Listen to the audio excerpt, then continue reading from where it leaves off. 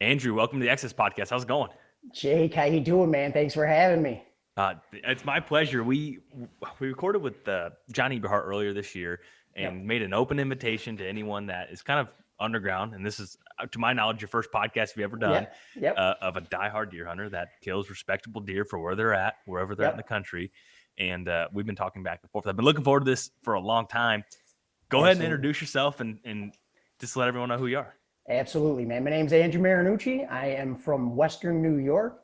I am a dad of two, a husband. I work as an electrician. I'm currently in the power generating industry. And when I'm not doing those things, I am all outdoors, specifically archery whitetails. So, yeah, you can catch me doing that anytime I'm not doing all of the above. So, that's pretty much it. Yeah, that's really cool. And so, New York, I would say is Yep. East Coast is obviously a lot different than. Would you consider where you're at? Would you consider East Coast, or would you consider it like mountainous, or what would you? I mean, Uh, we paint the we picture. we kind of have a mix of both. So we have what we call where I'm at specifically. We have a lot of guys are familiar with what we call the southern tier, and that portion is kind of like a mini Pennsylvania. It's a similar type of habitat, but it's much smaller. We do have a lot of state land. I know a lot of guys refer to it as public. We refer to it as state land. There's thousands and thousands of acres down there. It's about an hour and a half roughly from where I live, where that state land is. So a lot of guys grew up, they cut their teeth on that style of hunting where it is, it's steep terrain in a lot of places. You have gullies, you have creek bottoms, you have a lot of thickets and different terrain and pine thickets and things like that. So we have a mixture of that type of land. And where I live primarily is mostly all flat land. So you're dealing with a lot of thickets and a lot of thick, pretty nasty habitat. So between the two, we kind of have the best of both worlds, depending on where you are. So Hmm. it's kind of a mixture of both. That's got to be fun that you have two different types of varying habitats to hunt. To where, Yes. like some guys, whatever state they live in, that's all they got. Like one Yeah, terrain yeah. Like type. if you're exactly like if you're out in Kansas, there's very little, wood setting. You're a lot of open areas. Here, like I said, we have a really, really vast, amount of woods that we can hunt. So it's pretty cool. It's pretty Yeah. cool. And I think what's most interesting with you is you're a very relatable guy. You work Yeah. a normal job, you have a Yeah. family, you have limited time. And so Yep. a lot of things that we're going to talk about here today, I think is going to be really relatable for everyone that's trying to allocate their time, be as efficient as possible. Yeah. And we have some specific postseason scouting and scouting things we want to get into. But I just want to Absolutely. hear, when did you get bit by the whitetail bug? Oh man, I mean, I grew up in it. Like I said, my father always hunted, my uncles always hunted. So traditionally here, we would do our opening day thing. My dad didn't bow hunt, but there was a very strong gun hunting tradition. And we would go down there. Opening day used to be on a Monday, so that would give you the entire weekend, Saturday, Sunday. As a kid, we would go down, and everybody would pick their hunting spots, and you'd get all your food ready, and you would be down at camp getting ready for that Monday opener. I think in the last 15, 20, 25 years, they changed it to a Saturday opener. Typically, our opening day at gun season falls around the 17th of November, roughly. So, we go down on Friday night. We've kept that tradition. It's a rich tradition. I look forward to it every year. We go down, the night before, like I said, we get our food, or we'll go to the local watering hole and, kind of Right. talk, where everybody's going to go the next day, so we kind of grew up in that setting. Not a lot of guys bow hunted. If you wanted to bow hunt, you kind of took that upon yourself to get into it a little more. But that style of hunting, I've drifted apart from, but we still keep that one day a year where, like I said, I look forward to it every year, so Yeah. we still do that. But Yeah. That's yeah. really cool. And so, started gun hunting. When did you pick up your bow to So I start? had a buddy basically approach me and said, "Hey, I got a bow for sale.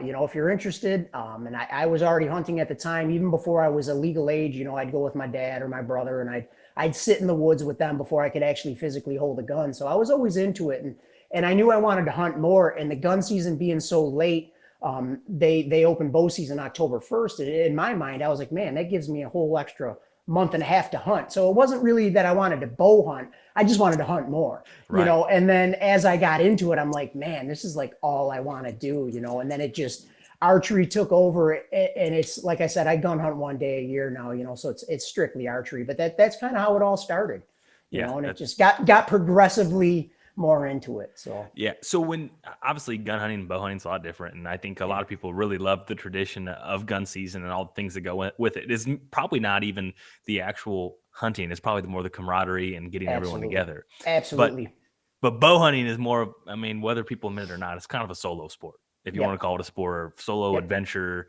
activity. And so picking up a bow, buying it from your friend, and just getting started, I think there's people all along the spectrum of figuring out hunting whitetail deer. And so Mhm. you've been doing it for, you said about 15 years you've been bow hunting or I think longer, I shorter. started right around 16 to 18 years old. Okay. I started bow hunting, so it's been about 20 years I've been at it. So it's been quite a journey, you know. Mhm. But you So know, so like with that, 20 plus years, what someone that is, they just bought their bow from their friend this year, yeah. Mhm. what do you tell those guys? Like, hey, this is, they're excited, they're shooting their bows right now, or they're figuring out what they want to do for this upcoming season. What's one piece of advice that you wish you would have known when you started bow hunting for the first time 20 some years ago? I think a lot of my biggest mistakes were I could get whitetail to get close to me. It was that point, you know, that whatever your shooting range is, 30 yards, wherever you're comfortable, 20, 25 yards, the point you get to where you draw your bow and actually engage and you're toe to toe with that whitetail. That was my most difficult point. I mean, if I was able to just sit still and not move, I could have deer, walk by me relatively often, but getting to the point where I could learn how to physically draw my bow on a deer and make that shot. That was one of the biggest things I had to figure out, and that's the reason I use decoys a lot. We can get into that later, but that point there was one of the most difficult. That's where I made most of my mistakes because I had tons and tons of encounters early on, but was busted within that 30 to 35 yard range where if I had just waited maybe for them to make their mistake and capitalize on it, so Hmm. a lot of times I was jumping the gun and I was real fidgety and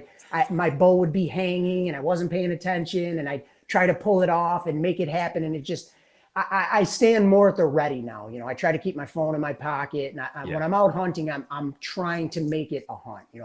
I have other times I can be on my phone or not paying attention. So just staying hyper focused and those small details like that are something that early on I think I would have been able to shoot a lot more deer had I known now. I guess what I know, but that's part of learning and growing. And we're learning every year. So. Yeah, that's a great point because I think I would be so curious to know what a stat is of the odds of getting a good shot on a buck specifically. Let's say that catches you by surprise and shows up, and you see him 40 yards away versus a deer you Yes. see Yes. 100 or 200 yards away, and you have a lot more time to grab your bow, get mentally ready for it, Yeah. and like you're right, like that's a huge difference of Yes. probability of ending well.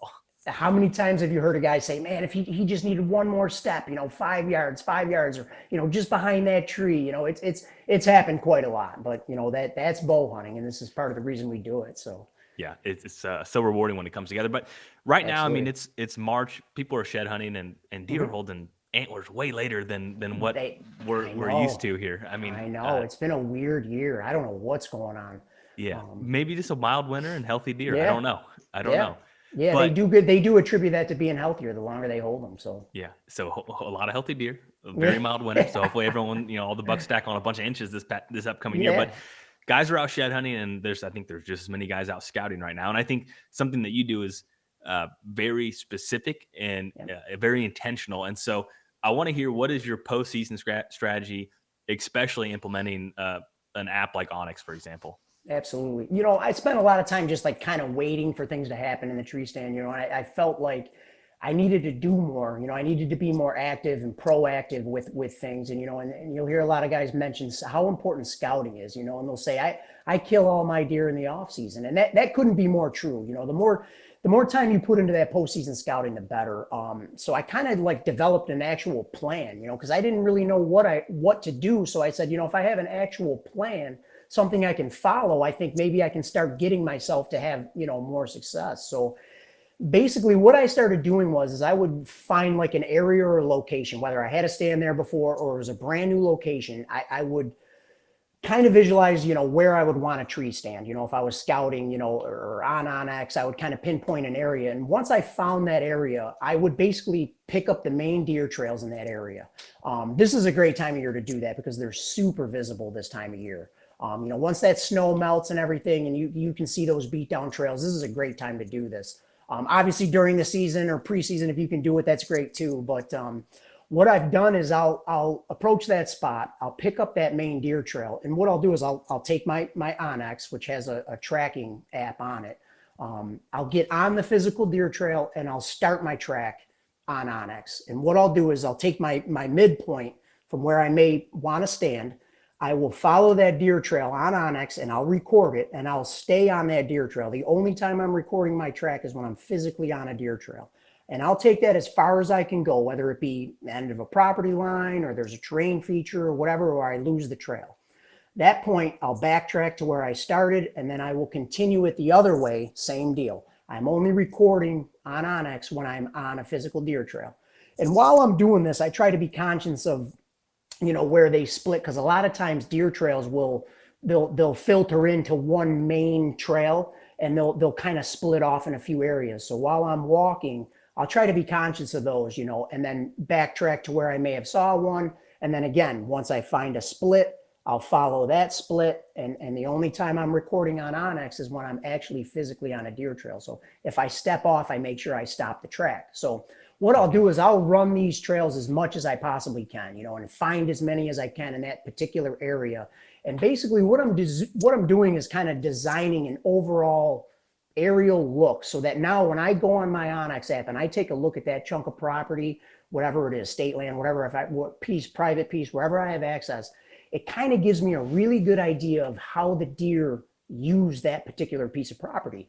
And you'd be surprised when you look at it and you find concentrations where the trail concentrates.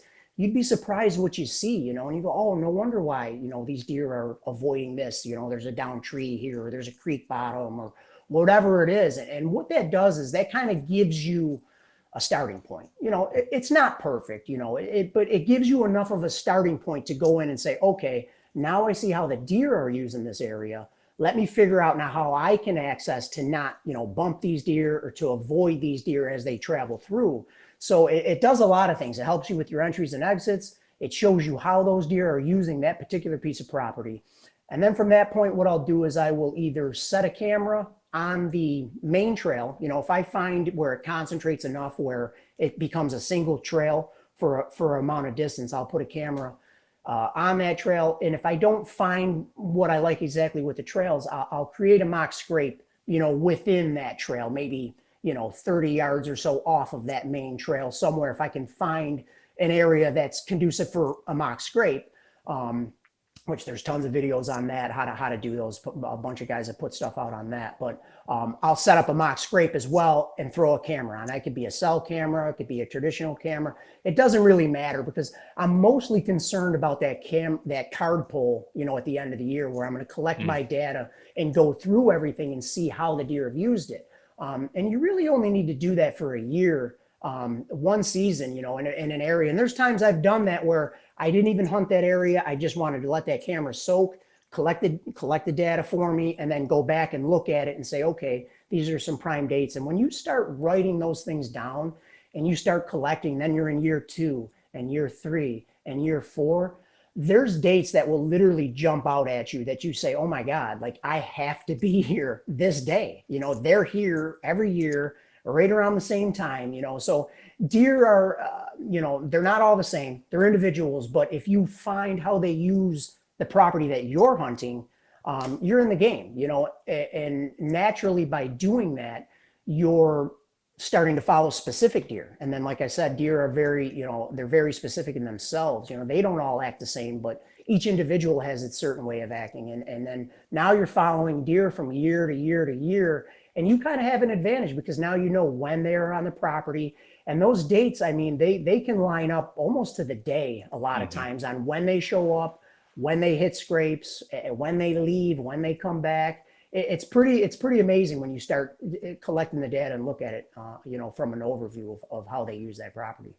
Yeah, I mean, there's a lot of things there. I think the biggest thing there is recording the data, and I think everyone's guilty of this when they're scouting and they're just scouting, they're just walking in the moment. And I think the fact of having it on your app when you get home or you're on your computer and you're making detailed notes and you can really see how everything comes together. I mean, I know I have a tracker on when I usually walk, but it looks like a wild dog Yeah, was yeah, you released just saw where on. you walked for that day. That kind of brings me back to when I was like, I need to actually do something instead of just going out and saying, I walked for 5 miles today. I found a spot where I kind of like, an area where maybe I could put a tree stand. I mean, that's great too, but I just really wanted to actually do something, and this has honestly helped me, immensely in the past 4 or 5 years to stay consistent, with mature whitetails. And a lot of times I know these could just be doe trails, but that's very important. I don't think we talk about the doe enough. I mean, especially if you're a rut hunter,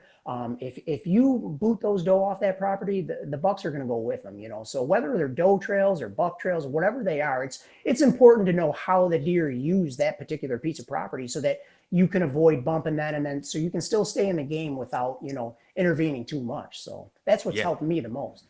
Yeah, I think there's just a lot of good things that go along with being that detailed. And you mentioned having a camera and keeping track of dates. And I mean, that's another Yes. thing that I think is people that a lot of people have heard, but I don't know how many people actually do it. Like how many people actually take really detailed notes when they're scouting, and then how many people actually have a spreadsheet or notes or handbook or whatever it is where they're writing down Mhm. a lot of this information. And so you mentioned there's some dates where you're at New York that just jump out to you, scream to you that you got to be there. What Yeah. are some of those dates?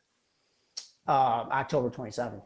Okay. If I had to tell you, I mean, if you would have asked me this maybe 3, 4 years ago, my answer would have been vastly different. I would have put you in that early rut, that November 4th, 5th, Sure. which is still a fantastic time to be in the woods. But being analytical, October 27th is my best day to kill a patternable rutting buck.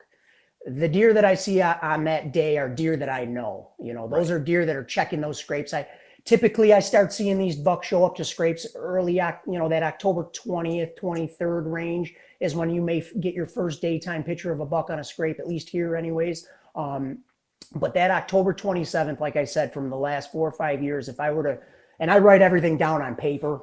Nothing is on a computer or data. It's all on pieces of paper. And when I put them side by side, that day, morning and night, for some reason, just stands out. And that's one of those days I just won't miss. So Mhm. to me, that's a time when the deer they're kind of getting ready. Like I said, that's a late pre-rut, I guess you could call it. But to me, that has been the best day of the year every year. I mean, October 31st, Halloween's a good one.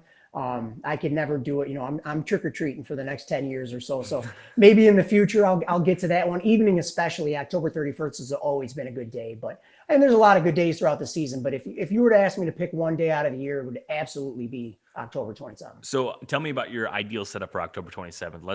Is it on a scrape? Is it on a transition to a food source? Where have you got most of these pictures in daylight and morning and evening on the 27th? Because it clearly jumps out to you. So for me, I'm a big pinch point funnel type guy. If I can find it via like a terrain feature where, let's say, the small portion of woods next down where it's just a skinny portion of woods where they feel comfortable traveling, that to me is one of my ideal spots. You can find those within a large block of woods as well. It's much more difficult to find, especially if you're looking at, like an aerial map or something like that, and you're trying to find that funnel or that pinch point. But I mean, I've had a lot of luck with putting mock scrapes out, let's say, in within a big block of woods.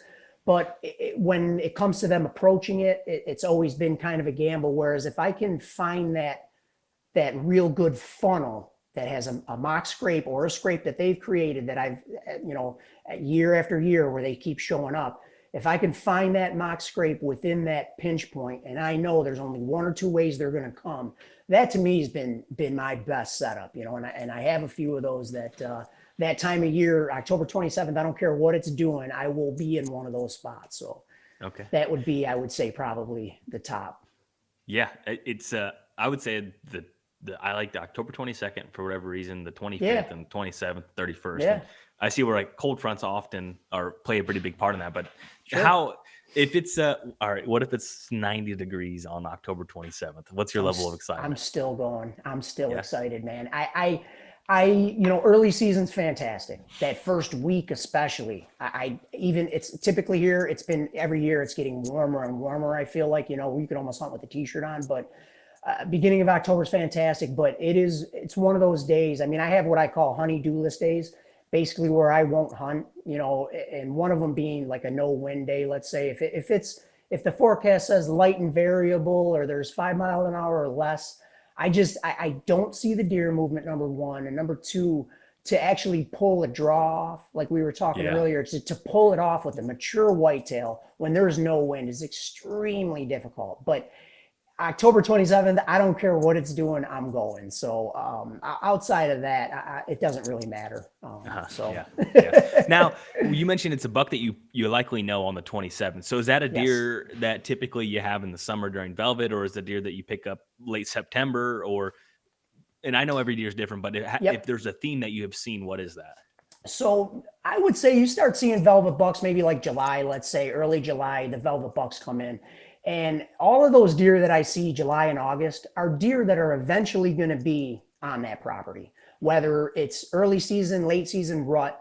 You kind of get a whole snapshot of the entire deer population in my eyes, outside of that small window of that November 5th to 10th, where things are just kind of crazy, where you can maybe get a deer that would run miles away chasing a doe or whatever. Outside of that, those deer you see in that early, summertime in velvet are deer you're going to see. So typically, once they shed their velvet early September, I would call those your resident bucks. So come early September, velvet comes off September 5th, whatever it may be.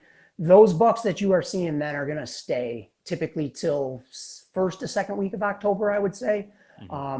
Then after that, you'll get another shift that would essentially come in after the 15th. That's why that early October pre-rut, like you said, that 20th, 21st, 22nd, you'll see those bucks. But those bucks you see during that pre-rut were there in the summer as well. It's they were there before. And I don't know if they're just kind of left their tab open at the bar and said, hey, I'll be back, just checking out the area, but they do come back. And even later in November, from that like 15th to 17th range, you'll get another rush of deer that were there on your property as well in the summer. You'll see them again, even into that December 4th, where you get that, second rut time or something like that. All the deer that I do see throughout the season, I've seen in the summertime. They may only show up once or twice in the summer, but it's typically the same deer, that come through. They just spend different times there, So, and that could be conducive to your property, whether you have, destination food sources, water. There's tons of terrain features as to why they do it. And I personally think they all act differently based on that property. That's why, when I develop that formula, it's based for the properties I hunt. So when I'm seeing these patterns, those deer do it year after year after year. So I don't know if you're seeing similar things in your area with these dates or... Yeah. There's a lot of similarities. And something I found too is it seems like every farm is really good at a different time of year. I mean, obviously, Yep. like you take out like some of the very key dates that everyone knows, and like anything can happen anywhere. But like there's some farms it seems like the rutting activity happens a little bit later, and there's somewhere it seems like Yep. it happens a little bit earlier, and then there's somewhere maybe I would say it's probably habitat related, but like late Sure. October, some farms are Yep. really good and some farms are really bad. Yeah, I And, know. and I think It's... that to your point of keeping track of everything Yes. makes Yeah, it become more efficient, because those days come and go so fast, and if they you're in the do. wrong place, that day's gone. You're not getting it back. You're And not getting it back. that's kind of why, like, that honey-do list thing I was talking about, like that's huge. It took me so long to, like, we always had that you can't kill them on the couch notion going, but I feel like I was doing more damage than good. But Yeah. now that I've allowed myself to sit back and say, you know what, this is not the time. I don't have the correct weather. I don't, again, outside of my must hunt days, if it's, October 12th and I don't have the proper conditions, I'm going to stay home. I just try to be diligent and try to take the data that I've collected over the years to reinforce that, and be okay with staying home and painting the bathroom or whatever it is I have going on at that time to, help my cause. So yeah, that's helped a ton. Yeah, I think that's something that is this an evolution of a bow hunter is Yeah. you listen to all the guys that are really successful and really efficient with their time, right? And they're saying Yeah. exactly what you're saying. Yeah. But I Yeah. think guys getting started or younger, they feel like they have to like well, you got to go. You have to do Yeah. it. And Yeah. I think then they just eventually learn how to be more efficient. I'm Absolutely. somewhere on the spectrum. I'm definitely not super efficient. So I'm Oh, not saying I figured it we're out. still, we're still making tons of mistakes. Trust me. Right. I look back every year and go, man, what was I doing? Why did I do that? So Yeah. we're growing every year. But I think that's been one of the biggest things is really trying to make. And again, like you said, I have 2 young children. I don't have a ton. I work full time. I got a lot going on. I don't have a ton of time, so I want to make the best of the days that I am out there because there's nothing worse than being out there and saying, man, this was the wrong day, so Hmm. you really try to be hyper focused on what days are your best days. And again, going back to the data, that's really helps reinforce that and be okay with staying home, so that it's helped me immensely. So Yeah.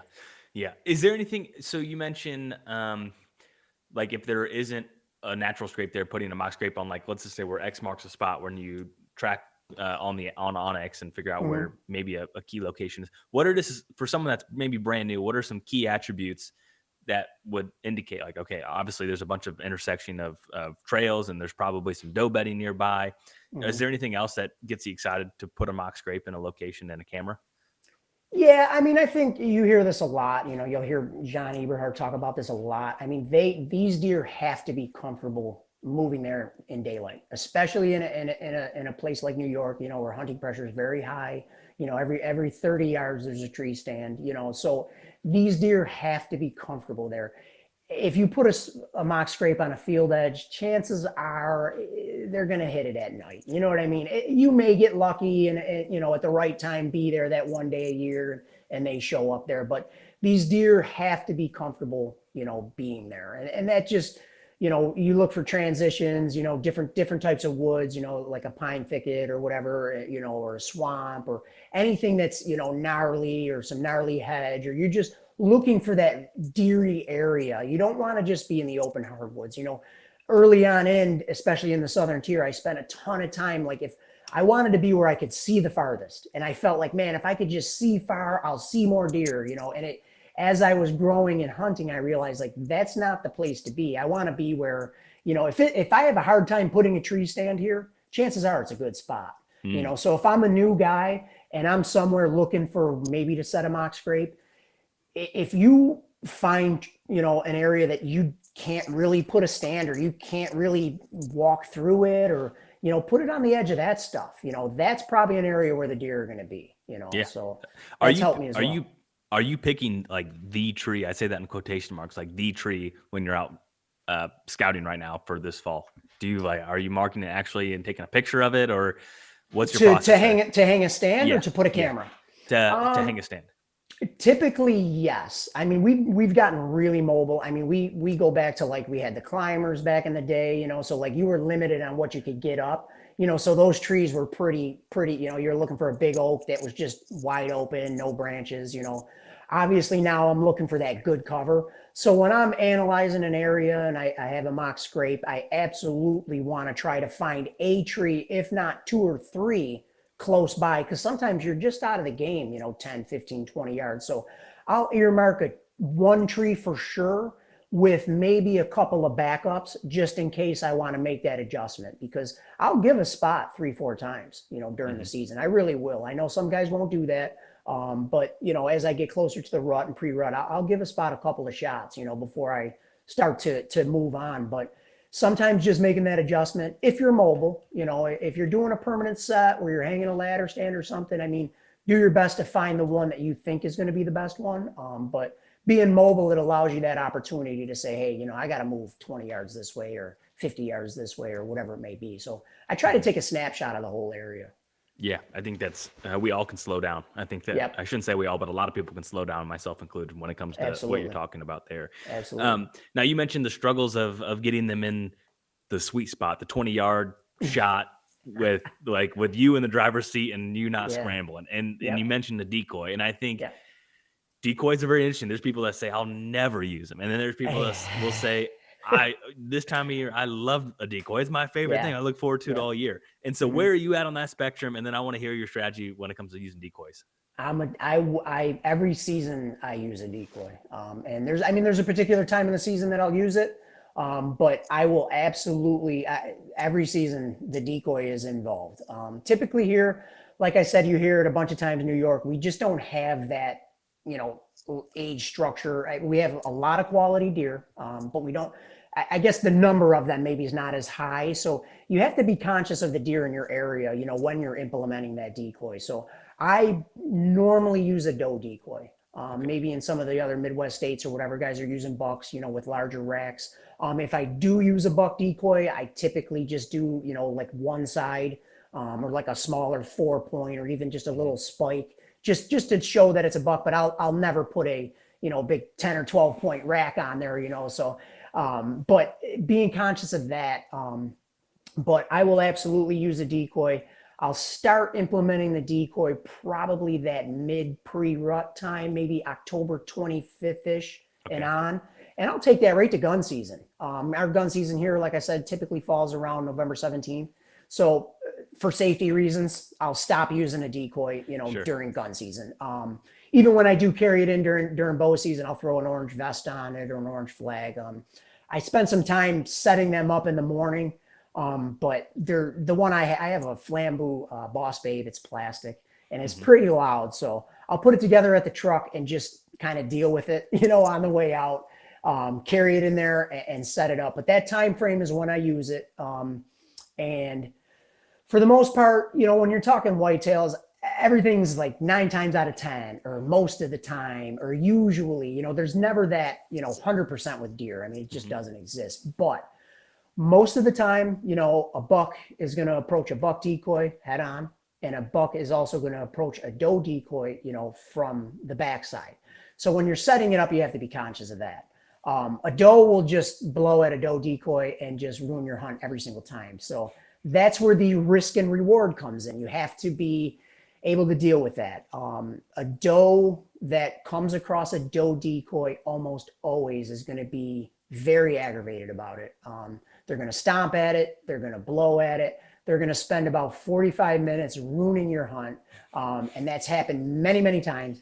And even knowing that, I still bring it out because, like I said, I don't know of anything else other than maybe some scents, which I'm not a scent guy. I don't use them. I know guys that do. They have success with them. By all means, that's fantastic. I don't use them, but outside of a scent, I am not sure there is anything else you can do to take that away from a mature buck, to take his attention off of you other than a decoy. So I don't know why more people, I guess, don't use them.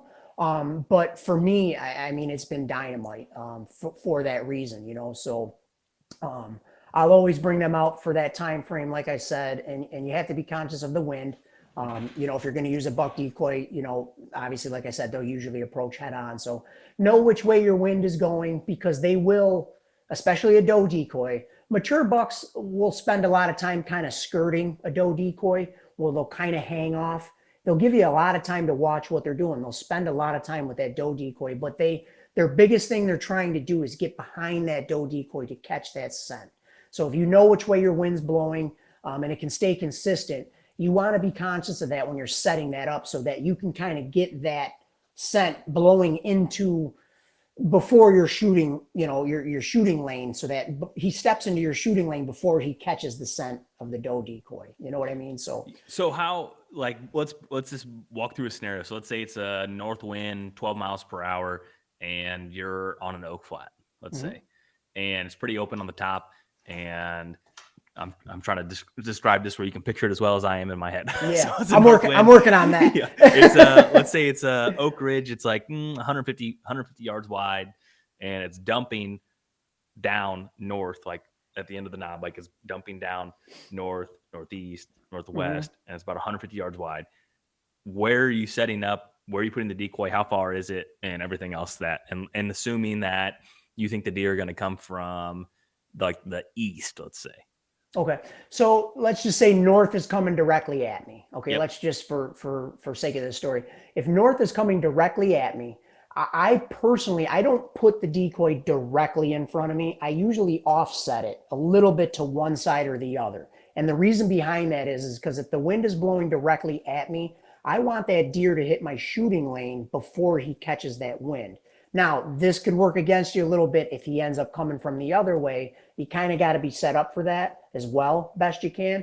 But I've had a lot of luck kind of offsetting it. I'm typically about 20 to 30 yards. 30 is a little far, but I'm anywhere from about that 20 to 25 yards away. But I always offset it to the right or to the left. I don't ever usually directly in front of me, because a lot of times I've had it happen where that deer will come right underneath my stand.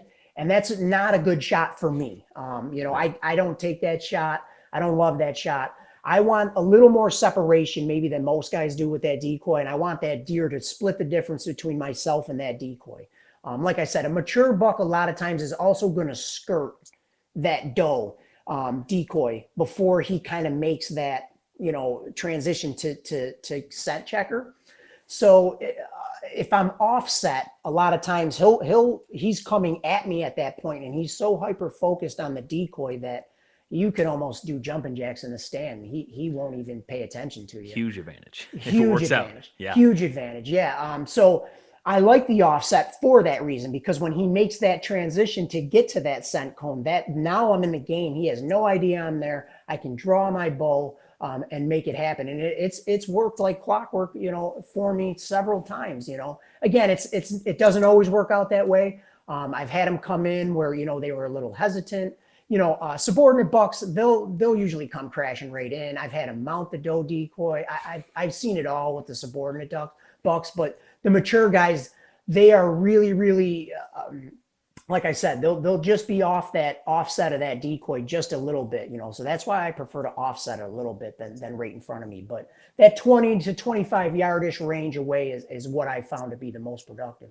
Mm-hmm. So when you're pulling out the decoy, is there, are you doing that on best condition days, or a day where you feel really good? Or is it a day where you're like, nah, I'll just bring it and see what happens, and I'm just going to go? Like, what gets you excited enough to drag a big old plastic decoy out to the woods? Just the time of year. Like I said, if I'm approaching that late pre-rut time and it's on, if I'm following a specific deer, there may be times I don't bring it. If I'm anticipating him being there because I have a mock scrape, let's say, or I'm in an area where I know that deer is going to frequent, or he's frequented from the years prior. Because a lot of times, I've had deer, 2-3 years in a row show up on the same day. So if I'm anticipating that type of hunt, where I'm saying, last year this buck was here, on October 27th, I may not bring it that day. But if it's one of those hunts where maybe I don't have a ton of intel on the area, or maybe it's new, or I'm on a brand new piece, or, I've decided to change it up mid-season and go somewhere, I will absolutely bring it with me in that instance every time. Weather is kind of regardless at that point for me, because that's that zone where I feel like I'm gonna hunt, regardless of what's going on. I gotta go, So yeah, that's kind of how I approach that. But how do you handle when you're set up and you're feeling good, and then you see a doe just coming like 150 yards away, and you're like, oh boy, this is not gonna end well? I'm telling you right now, that's going to happen more. You have to be okay with that, because that's going to happen more than that mature buck's going to show up and see the decoy. I can tell you right now. So I've done it all. I've gotten down. I've completely changed. I've dealt with it, and then not seen a deer that day for the rest of the day. I've done everything but shoot at them, because I don't really shoot doe that time of year. But it is very frustrating, but it's just one of those things that you have to hope that it doesn't happen to you, and that buck comes in before they do. But you kind of just deal with it. You have to make adjustments. Like I said, I've gotten down. I've taken the decoy down. I've packed it up. I've put it under a pile of leaves under my tree. If it's happened several times in a hunt, if I'm planning on spending most of the day out there or something like that. But it won't stop me from using it, just because I know, the results that can happen with it. And, like I said, that I don't know if there's anything that can take attention off a buck other than a decoy like that. So you simply think the risk versus reward is there? Absolutely. Okay. I will always use it. Always use it. I'm planning on getting. I think Dave Smith finally has a doe decoy now. So if I can put the funds together for that guy, expensive. They're super nice though. I'm planning on getting that guy, man, because the one I have now is just loud, and it's plastic and everything. And I've also, in the last year or two, I've put a tail on the back. Yeah. I know they make a motorized. I don't have anything like that, but if you can get a little bit of wind and get that tail moving, I think that kind of helps too. Gives you a little realism, So I've added that to the arsenal. as of late too. But yeah, no, I am absolutely going to use it. Are you bringing rattle and antlers in a grunt call too during that time? Or are you adding vocalizations or anything? Or because Yes. there's a lot of people that say I don't want a deer to even know. Like meaning they don't want to rattle, they don't want to grunt, they don't want to do anything, have a decoy, they want to be invisible. And then there's other people that are very aggressive with a decoy, rattle antlers, snort like they look like a duck hunter in the tree Yeah. stand with every call, right? And so where do Yeah. you fall in that spectrum? So I get pretty vocal. I got an extinguisher call, so I can switch from doe to buck pretty easily. Hmm. So I bring that with me. The rattling antlers here, I don't know if it's just my area. I don't go crazy with those. And if I do, typically actually early season is when I'll rattle a little more, but it's a very slight, kind of just tickle them together. I don't go crazy. I usually just use a rattle bag. I haven't had a ton of success with that, but doe bleeding really has been probably the most successful of call that I've used. I've used contact grunts and snort wheezes and stuff like that in the past, and have gotten the attention of a buck. But the most time that I get a buck to actually commit is from a doe bleat essentially, and then that time of year when I have a decoy, when you add that realism with the call, a lot of times it's enough to get their attention. I had a situation where a buddy of mine, I think it was about 5 years, 6 years ago, I think, and we were still using climbers, and we were in a big oak tree, sticking out like a sore thumb, and had the decoy out there. It was a brand new spot, and there was a nice mature buck out of the way. He did not see the decoy, and I pulled that call out, did a few series of some doe bleats, and it just did enough to get his attention, get his ears up until he kind of did his curious sneak and saw the decoy. As soon as he saw the decoy, it was game on. I stopped calling. He made a few scrapes, and he, textbook circled in just like you hoped he would. And it allowed me to make a 7-yard shot where, like I said, I think I could have did jumping jacks in the tree stand, and he wouldn't even have known we were there. So being vocal, deer are very vocal. So I just don't overdo it. It's not really loud when I do it. I don't do a ton of grunting. It's mostly, doe estrus bleats or doe bleats that time of year where I'll focus on. So. Hmm. Yeah. Yeah.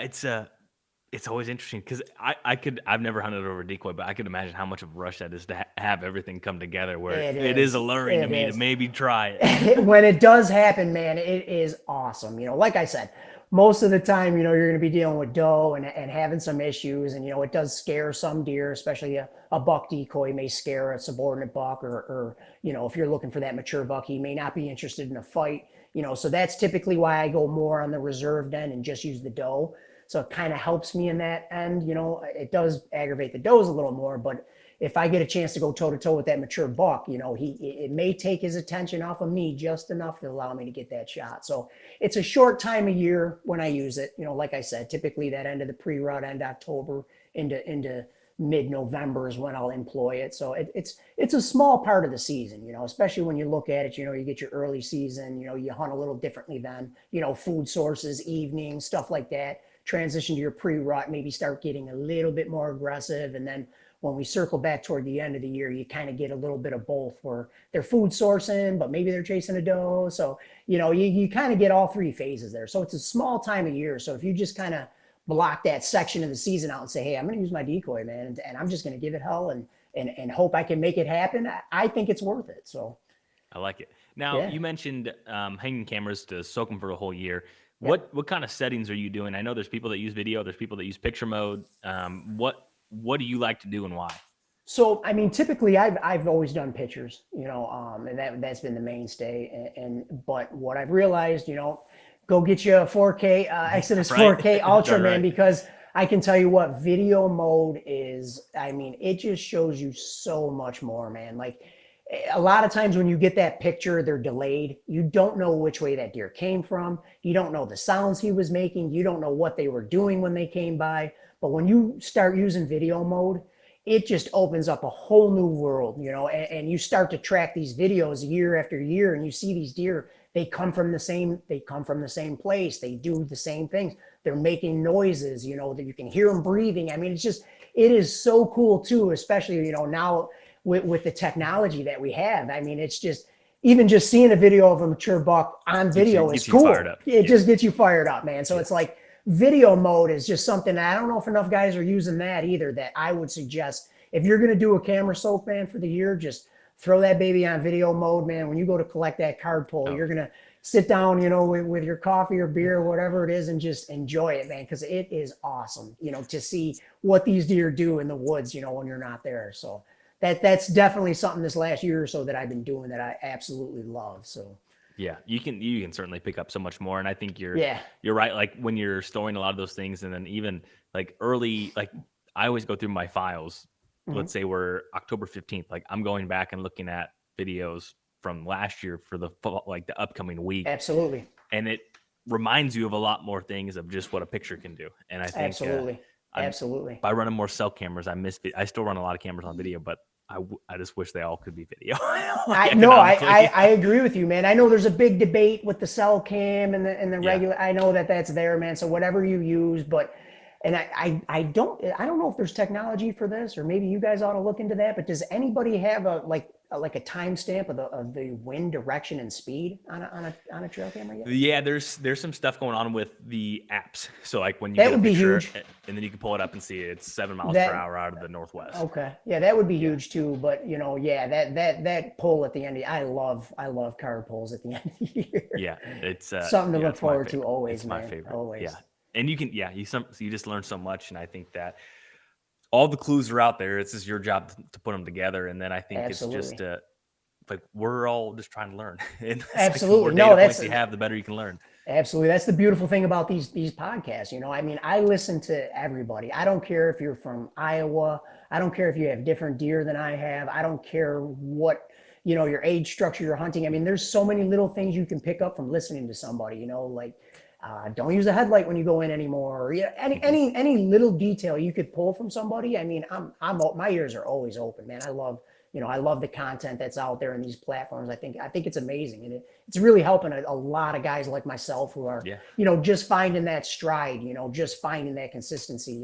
It's been a huge help, man. So and even great. If sometimes it's just keep doing what you're doing. Like you're there's a lot of things that absolutely. I think as a collective community, we're probably not thankful enough for how crazy it is, the fact that we can have conversations like this. You're in New York, I'm in Illinois, and we can bounce ideas around, and then someone can listen to this conversation and also bounce ideas around when they're driving to work.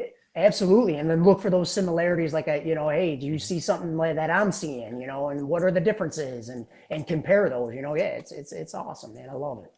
What would be one thing that you would have changed from last season that you will change going into this season?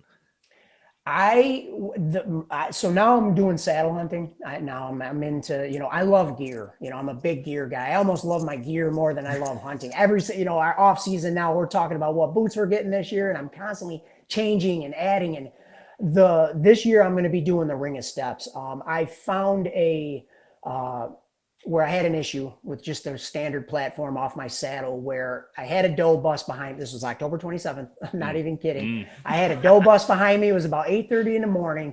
And she came on my backside, and in my mind, I'm thinking, okay, why is she doing that? Number one, something's either a dog chased her out of there, or something's going on.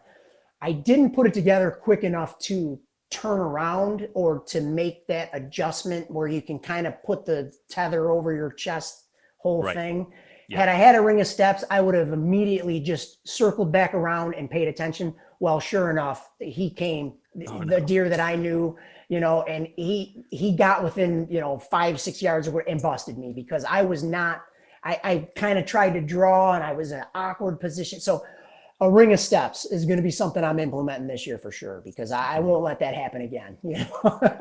I think I know better now, but based on that story, we're going to try that this year. And isn't it funny, like all the advancements we're talking about, like the space has seen, you mentioned hunting out of a climber, and then we talk about like cell cameras versus regular cameras versus all the flamboy decoy versus the Dave Smith decoy. All the advancements are really crazy. It is, and that's the stuff I love, man. I love spending this time of year specifically on those little details. And every year, like I said, I go back and go, man, why was I doing that? Or why did I can't believe I made that mistake. I'm not going to do it again. I'm going to get a ring of steps, or I'm going to, implement this, or at least put steps on the backside if I am going to use the platform, so I can make that adjustment if that happens to me again.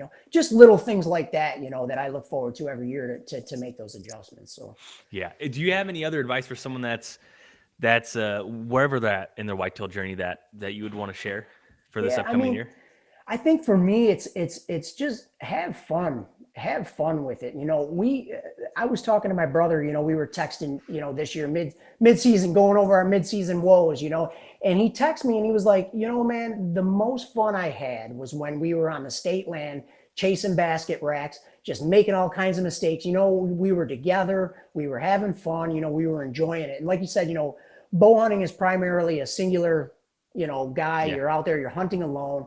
But just incorporate those good times again and go back to your roots and go back to having fun. Do a couple of tandem sits with your buddies, or go, find a piece of public or state property and just spend the day out there, with those guys, and go back to those things, because if you start to lose that, I think you lose the reason why we really do it, man. Like this, we have an opportunity to do something, I mean, whitetail hunting is it's a beautiful thing, so going back to why you do it, and I look at those racks I got nailed to the wall of my garage, and they almost mean, the same, if not more to me than the ones I keep in the house, because when I look at those, I remember those memories and what we did, what we went through to do that, and how much fun we had, and the mistakes we were making, and just go back to your roots and just enjoy it. We have an opportunity to do, to me, that it's the greatest lifestyle. I don't know what I would do without whitetail hunting, so I try to remind myself of all of the good things and just going back to having fun and